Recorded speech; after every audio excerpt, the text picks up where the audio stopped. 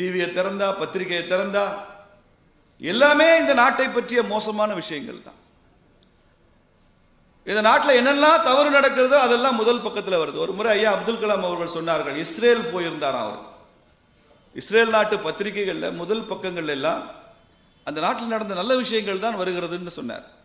அந்த நாட்டு விஞ்ஞானியினுடைய சாதனை, அந்த நாட்டு மாணவனுடைய சாதனை, அந்த நாட்டினுடைய விளையாட்டு வீரன் உலக அளவில் ஒரு பதக்கம் பெற்றிருந்தால் அதை பற்றிய விஷயங்கள், ஒரு விவசாயி நெல் உற்பத்தியில் அதிகமாக செய்திருந்தால் அதை பற்றிய விஷயங்கள், இஸ்ரேலில் நெல் விளையுது, இப்படி அந்த நாட்டை பற்றி நல்ல விஷயங்கள் எழுதி அந்த நாட்டின் மீது மரியாதையை உருவாக்குகிறார்கள். கடைசி பக்கங்களில் தான் இஸ்ரேலில் நடந்த விபத்து, இஸ்ரேலில் நடந்த கொலை, இஸ்ரேல் அரசியல்வாதிகளுடைய ஊழல், இஸ்ரேல் அதிகாரிகளுடைய லஞ்சம், அதெல்லாம் பின்னால தான் வருது.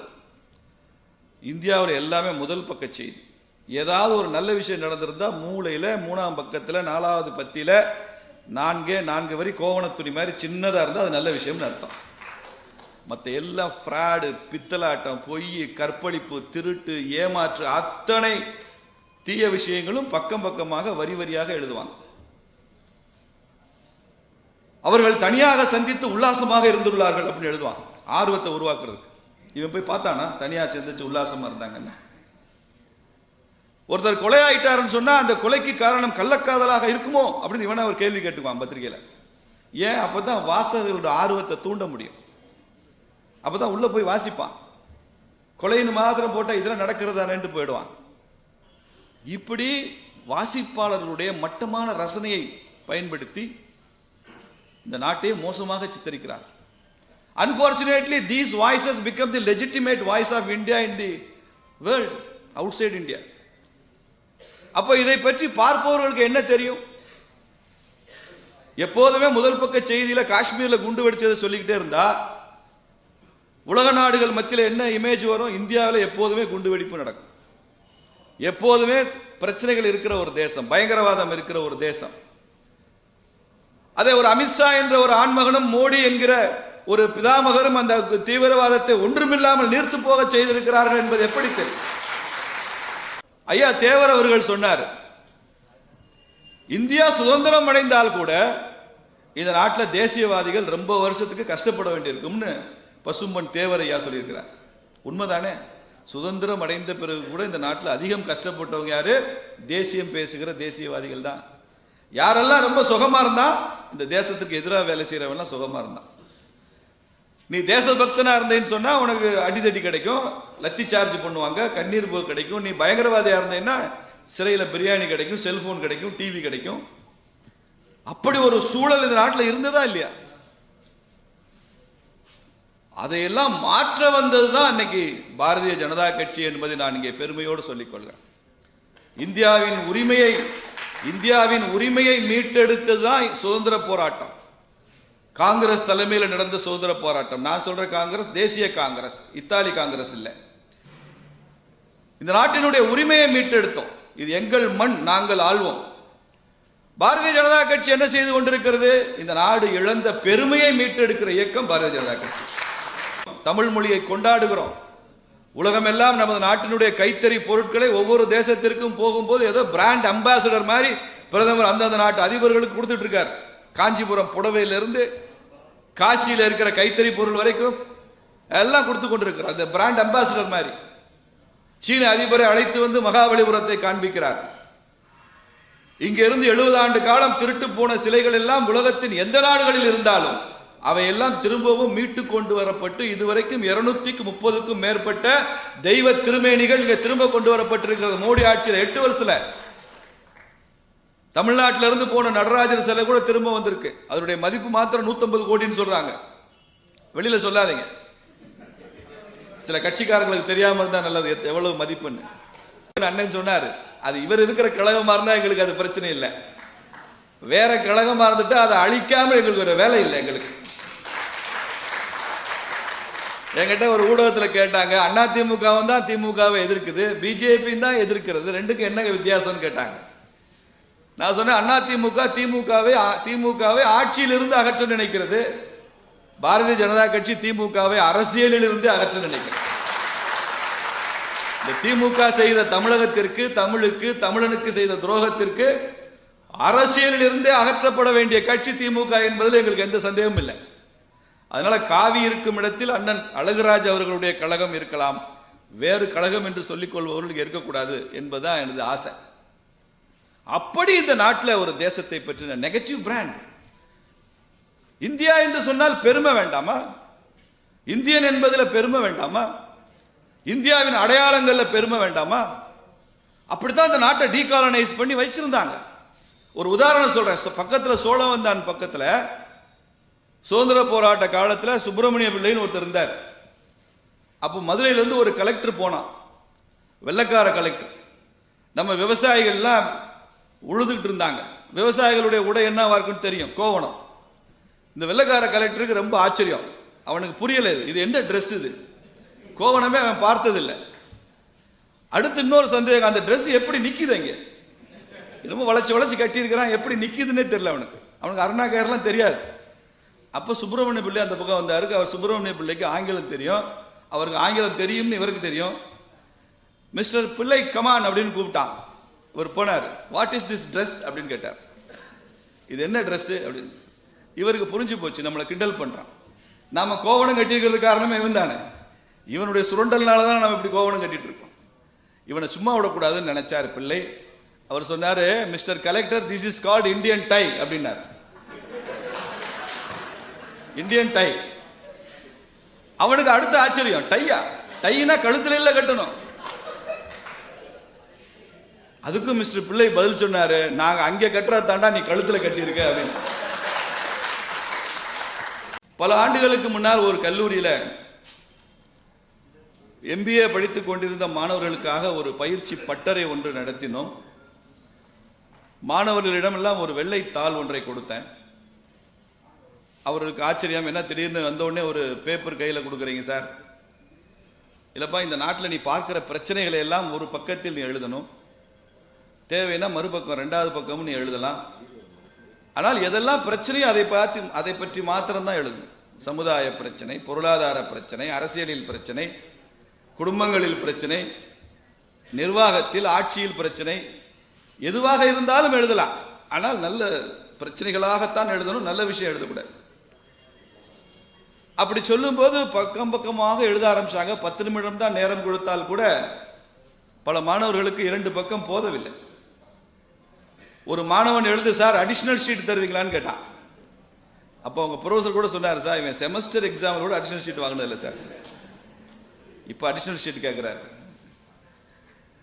அடிஷனல் ஷீட் வேண்டாம்ப்பா, 2 பக்கம் என்ன எழுதி திரும்ப பெற்று விட்டோம். அடுத்து இன்னொரு வெள்ளைத்தாளை கொடுத்தோம்.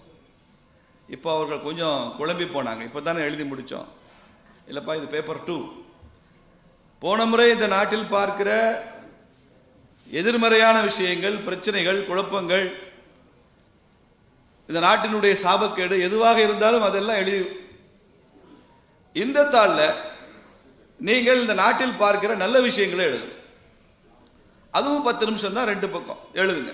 நல்ல விஷயத்தை பற்றி மாத்திரம் தான் எழுதணும். அரசியலில் நல்ல விஷயம் எது, குடும்பங்களில் நல்ல விஷயம் எது, சமுதாயத்தில், பொருளாதாரத்தில், ஆட்சியில், நிர்வாகத்தில், எதுவாக இருந்தாலும் சரி, கல்வியில் நல்ல விஷயமா எழுது.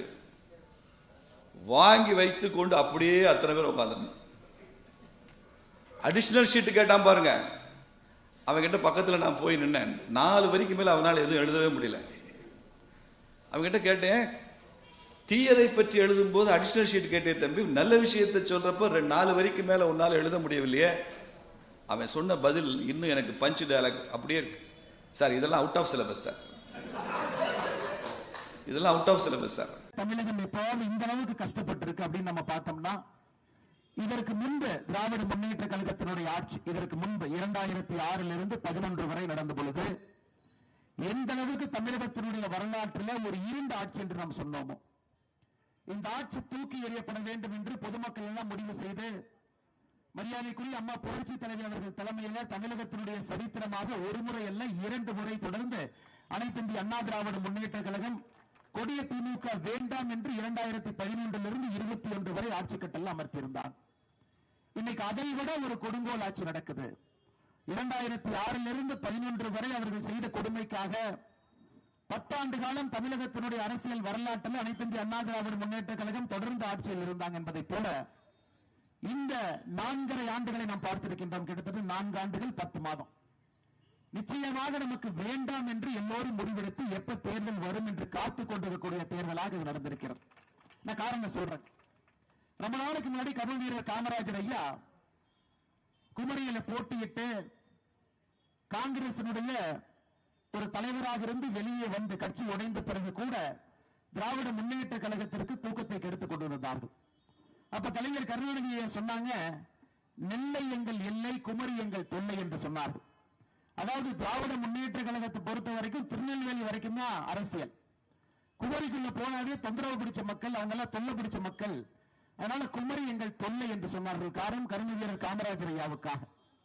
இன்னைக்கு அதே கருணாநிதி ஐயாவுடைய பேரன் திரு தயாநிதி மாறன் அவர்கள் ஒரு 4 நாளைக்கு முன்னாடி கோயம்புத்தூர் மக்களை பத்தி சொல்றாரு. ஒரு மேடையில் எல்லாரும் இருக்கிறாங்க. சாராய அமைச்சர் செந்தில் பாலாஜி உட்கார்ந்து இருக்கிறாரு.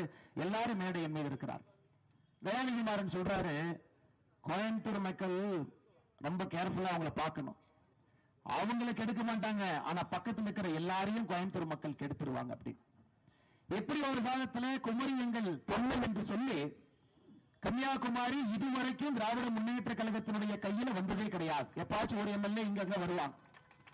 கோயம்புத்தூர் அவருடைய கட்டுப்பாட்டில் இல்லை. 2021 ஆட்சி மாற்றம் ஏற்பட்ட பொழுது கூட கோயம்புத்தூர் பகுதியினுடைய மக்கள் ஒரே குரலாக நாங்கள் எந்த காரணத்திற்கும் திராவிட முன்னேற்ற கழகத்திற்கு வாக்களிக்க மாட்டோம் என்று சொன்னதற்காக நமக்கு கிடைச்ச முதல் பனிஷ்மெண்ட்டுங்க. புதிதாக ஆட்சி வந்த பிறகு அந்த நேரத்தில் கொரோனா கோவிட் இருந்தது, பெரும் தொற்று. தமிழகத்தில் எல்லா மாவட்டத்திற்கும் கோவிட் மருந்து மத்திய அரசு கொடுப்பதை பிரித்து கொடுக்க வேண்டிய திராவிட முன்னேற்ற கழகத்தினுடைய அரசு கோயம்புத்தூர் மக்களுக்கு கோவிட் மருந்து குறைவாக கொடுத்தார். இங்க இருக்கக்கூடிய மரியாதைக்குரிய சட்டமன்ற உறுப்பினர்கள் அதை பேசினாங்க, சட்டமன்றத்தில் போராட்டம் நடத்தினாங்க. அதன் பிறகு முதலமைச்சர் திரு ஸ்டாலின் அவர்கள் இந்த இஎஸ்ஐ மருத்துவமனைக்கு சுத்தி பார்க்கறதுக்காக வந்தார். ஏன்னா ஆட்சிக்கு வந்தவுடன் கோயம்புத்தூர் மக்களுக்கு இவர்கள் கொடுத்த ஒரு பனிஷ்மெண்ட் என்னன்னா, எங்களுக்கு ஓட்டு போடல, உங்களுக்கு கோவிட் மருந்து குறைவாக கொடுப்போம் என்று பிரச்சனை செய்த பிறகு மருந்து அதிகரித்தது. அதை இன்னைக்கு கலைஞருடைய பேரன் திரு தயாநிதி மாறன் சொல்லுகின்றார், கோயம்புத்தூர் மக்கள் அவங்க குசும்புக்காரங்க பக்கத்து ஊருக்காரங்க எல்லாம் போய் கெடுத்துட்டு வந்துருவாங்க. கோயம்புத்தூர் மக்கள் எப்பொழுதுமே திராவிட முன்னேற்ற கழகம் ஆட்சி அமைக்க வேண்டும் என்கின்ற கனவை கெடுக்கக்கூடிய மக்கள் என்பதிலே எந்த ஒரு மாற்று கருத்தும் இல்லை. அருமை சொந்தங்கள், எதற்காக இதை சொல்லி என்னுடைய உரையை ஆரம்பிக்கிறேன் என்றால், கோயம்புத்தூர் மக்கள் ரொம்ப நல்லவங்களா இருக்கிறனாலையும் தேர்தல் நேரத்தில் சில விஷயத்தை மறந்து விடுகிறார்கள் என்பதற்காக ஞாபகப்படுத்த வேண்டிய கட்டாயமும் கடமையும் நமக்கு இருக்கு. ஏன்னா நல்லவர்கள் எப்பொழுதுமே ஒரு கண்ணத்தில் அறையும் பொழுது இன்னொரு கண்ணத்தையும் காட்டிட்டு போவாங்க. ஆனா இந்த முறையும் கூட நம்முடைய கோயம்புத்தூர் பகுதியில தமிழ்நாடு முழுவதும் ஒரே எண்ணத்தில் இருக்கிறாங்க. நமக்கு திராவிட முன்னேற்ற கழகம் வேண்டாம் என்கின்ற ஒற்றை கருத்தில் இருக்கும் பொழுது கோயம்புத்தூர் பகுதியில எல்லா தொகுதியிலும் கூட அனைத்து இந்திய அண்ணா திராவிட முன்னேற்ற கழகம் தலைமையில் இருக்கக்கூடிய தேசிய ஜனநாயக கூட்டணியுடைய வேட்பாளர்கள் எங்கெல்லாம் இருக்கின்றார்களோ நீங்கள் வெற்றி பெற செய்ய வேண்டும் என்கின்ற ஒரு பெரிய ஒரு எண்ணத்தையும் கூட உங்கள் மனதில் வைக்க வேண்டிய கட்டாயம் எங்களுக்கு இருக்கு. தொழில் இங்கே வளம் பெற வேண்டும், அடுத்த கட்டத்துக்கு போகணும். ஸ்பின்னிங் மில் மட்டும் பாருங்க, கடந்த 3 ஆண்டுகள்ல 325 ஸ்பின்னிங் மில் இந்த பகுதியில மூடி இருக்கிறாங்க. இந்து பத்திரிகை நேற்று அதை காலையில பப்ளிஷ் பண்ணியிருந்தாங்க. 325 ஸ்பின்னிங் மில் ஏன் மூடுறாங்கன்னு கேட்டாங்கன்னா, ஒரு யூனிட் கரண்ட் 9 ரூபாய் 25 பைசா. யோசிச்சு பாருங்க. கோயம்புத்தூரை பொறுத்தவரை சிறு குறு தொழிற்சாலைகள் இருக்கக்கூடிய ஒரு நகரம். 9 ரூபாய் 25 பைசாக நீங்க ஒரு யூனிட் கரண்ட் வாங்கி எப்படி ஒரு மனிதன் ஒரு தொழில் நடத்த முடியும்? நீங்களே யோசிச்சு பாருங்க.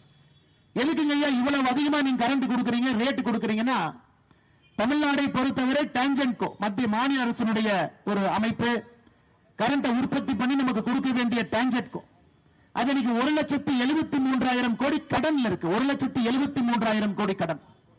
கடன்ல இருக்கக்கூடிய நிறுவனம் அங்கிருந்து வேலை பார்க்கிறவங்களுக்கு சம்பளம் கொடுக்கறதுக்கே அவர்களுக்கு சரியா இருக்கு. இந்தியாவில் எந்த ஒரு மின்னணு நிறுவனமும் கூட உற்பத்தி செய்து கரண்ட உற்பத்தி செய்து கொடுக்க வேண்டிய நிறுவனம் 1,73,000 கோடி கடன். கோயம்புத்தூர் போன்ற தொழில் வளம் இருக்கக்கூடிய பகுதிக்கு நாயப்படி பார்த்தா கரண்ட் விலையை குறைச்சு கொடுத்து தொழிற்சாலையை பெருக்கி இங்கே வேலை வாய்ப்பை உருவாக்கணும். எதுவுமே செய்யல. அதனால நீங்க நல்லா ஞாபகம் வச்சுக்கணும், மன்னித்து போகக்கூடாது. திராவிட முன்னேற்ற கழகம் ஆட்சிக்கு வந்த பிறகு 2021 பிறகு நெட் பவர் ஜெனரேஷன் மொத்தமா புதிதாக கரண்ட் அடிஷன் என்ன பண்ணியிருக்கிறாங்க? 0. புதிதாக எத்தனை மாவட்டங்களை உருவாக்கி இருக்கின்றார்கள்? 0. புதிதாக திராவிட முன்னேற்ற கழகத்தை பொறுத்தவரை நல்ல யோசிச்சு பார்த்தீங்கன்னா, ஒரு 5 ஆண்டுகள் அரசு சும்மா படுத்து தூங்கிட்டு இருந்தா கூட 4 விஷயத்தை பண்ணிருக்கலாம். படுத்து தூங்கிட்டு இருந்தா கூட. ஆனா எதுவும் கூட செய்ய மாட்டேன், செய்ய முடியாது என்று சொல்லி ஒரு ஆட்சி இன்னைக்கு 5 ஆண்டுகளை கழிக்க போறாங்க. ஏன்